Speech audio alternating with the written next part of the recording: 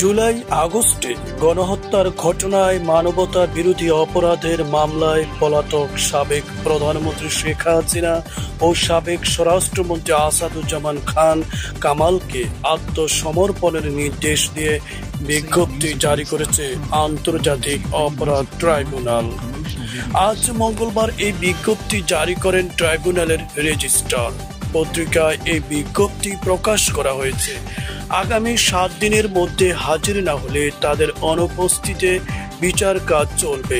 এর আগে গতকাল সোমবার জুলাই আগস্টে গণহত্যার ঘটনায় মানবতা বিরোধী অপরাধের পলাতক মামলায় সাবেক প্রধানমন্ত্রী শেখ হাসিনা ও সাবেক স্বরাষ্ট্রমন্ত্রী আসাদুজ্জামান খান কামালকে 1 সপ্তাহের মধ্যে হাজির হতে দুটি পত্রিকায় বিজ্ঞপ্তি প্রকাশের নির্দেশ দেন ট্রাইব্যুনাল।